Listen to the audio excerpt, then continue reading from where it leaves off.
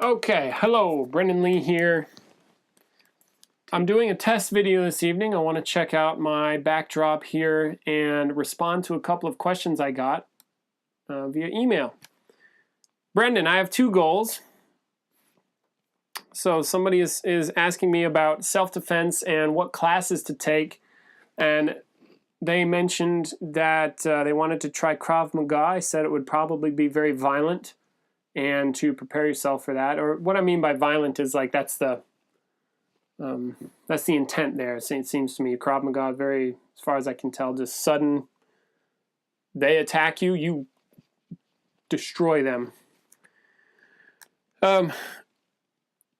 Brendan, I have two goals. One, learning self-defense techniques. I am traveling and hiking alone a lot, but there are always a bit of background fear of being hurt by others. There are other things like camping and kayaking, which I would like to do alone as well, but I fear. I tried a few times. I didn't enjoy it, so I stopped. I think learning self-defense techniques might help me a bit in overcoming my fear, although it's not fixing the problem at the root. All right, so answering the first question, or no, excuse me, these are not questions. These are stated goals. The question prior is, basically, as far as I can tell, what should I do, or asking for a recommendation of some kind. Drawing on my experiences in, say, martial arts training and working with my body over the years, I would say if you want to increase your confidence, one really excellent thing to do is to train something like Brazilian Jiu-Jitsu. Now, the reason I say this is because Brazilian Jiu-Jitsu deals with bodies confronting other bodies, trying to hurt them, and then also your personal sense of space goes away. Everything is very close. And what I mean by close is that you can't get any closer.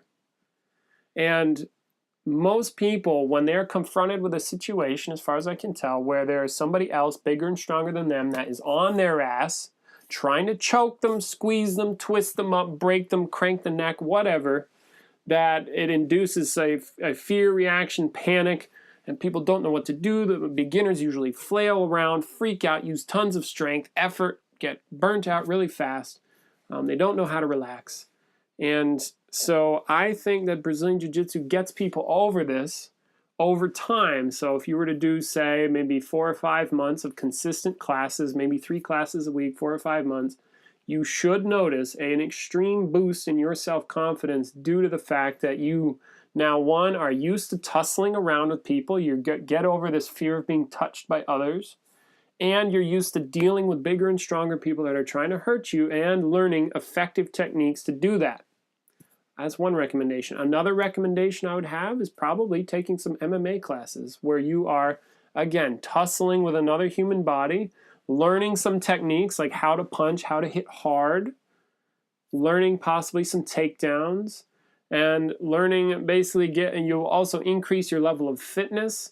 And again, it's that main thing where you're not afraid to be touched in a violent way by another human body. So it sort of takes a bit of the mystery and shock out should you encounter a violent situation. Now, there's that.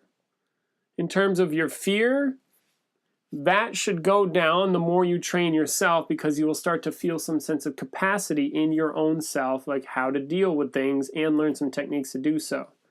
The flip side of that is self-defense is a whole nother deal than martial arts. I just want to make that clear. Self-defense is you are now defending your life. And there are no more rules, where in martial arts there tend to be rules. You don't kick them in the balls, you don't fish hook them, you don't gouge their eyes out, you don't do stuff to maim them or kill them, you don't grab a nearby rock and smash their face. Okay, in self-defense there are no rules. You can grab the rock, you can kill them, you can maim them, rip their dick off, I don't care. There are no rules. You have to be okay with hurting another human being. Now, that's just the way that goes. It's violent. It is no more social. There's nothing nice there. There's nothing that resembles any sort of social rules that we live within that are actually all made up. That people overlook that fact. That's what happens in self-defense. Okay? You could go also experiment with some self-defense classes. Just take a look. Go in there. Do the training. See what they teach you and see what it has to offer. But just remember that when you do a self-defense class, I want you to know that any techniques that you learn in there, if you don't train them, consistently for a long period of time, if you do encounter a violent situation, the shit will hit the fan and your brain, your mind will go to shit, likely. Your mind will freak out. And the chances that you're going to remember technique 32A in the midst of a freak out are slim to none. You might be able to remember one thing, maybe two. That's my guess. Unless you train yourself up like a crazy person, and what I mean by crazy person is a lot of training, then other stuff might kick in. But in terms of your own self-defense, remember that and keep that in mind. Also, somebody who's looking to attack you, looking to hurt you, is not necessarily going to attack somebody who is aware and who stands up straight and represents themselves with confidence. They want an easy target, not a difficult target. Okay? So there's some information for you about self-defense. I hope that helps. So, what do I want you to do? You can do whatever you want. It's your life. However, I'm just recommending go to a Brazilian Jiu-Jitsu class and or an MMA school, see what they have to offer, and just start taking some of their classes and get in there and start working that stuff so you can get over this. Most people usually have a fear of being touched or manhandled or roughly handled. I don't know why I call it manhandling. Probably because men are violent or something. Okay? Second thing, increasing body awareness. Since I was reading Zen Body Being, it's a book by Peter Ralston. I have noticed a different domain of relating to body exists which I do not know anything about, but it seems very interesting on paper. I would like to experience it. Okay, the way to turn anything that's on paper into your body is read the paper or read the book, understand what's in there intellectually, and then you have to take that intellectual knowledge and turn it into a feeling in your body, a functional feeling. So what does that look like? That might look like, say there's something in there that says point your knees with your toes. It will maximize your structure from the pelvis down, or it'll help maximize your structure from the pelvis down by pointing your knees with your toes. Then you take that information, then you go out and you actually try to point your knee with your toe while you move your body around. And then notice you have to look and see, is my knee pointing with my toe or not?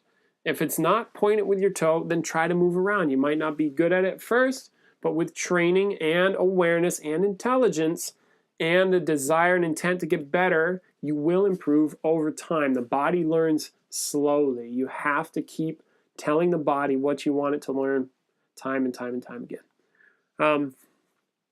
Something else you can do to learn that, come to a workshop and or start your own class and start to investigate the body and its functional components so that you can start to move it around from the center. You can unify the body and then take the information and put it in your body. You can also ask other people for help. There are other trainers out there or people that have done the work. You can email myself, you can talk to Peter, and you should be able to get some coaching that. And remember that it's all about how you feel, like your body feel, not emotional feelings, the sensations in your body. Moving from a center is a feeling. And there's a feeling domain. It's not a thinking domain. A thinking domain is an intellectual, oh, it's what you're listening to me now with. No, the feeling domain is that thing that kind of, it keeps your body balanced when you're not thinking. Or when you're talking or distracted, your body still stands up. It's that thing that if you need to move a hand, you move it. You notice you can move your hands and think at the same time. These are two different activities. The thinking and the feeling is different. The Zen body being, the body being stuff happens in the feelings, not the thinkings. Although you can think certain things that are aligned with the feelings, but it's the feelings that do the work. I hope that helps. Thank you very much. Brendan Lee, signing off.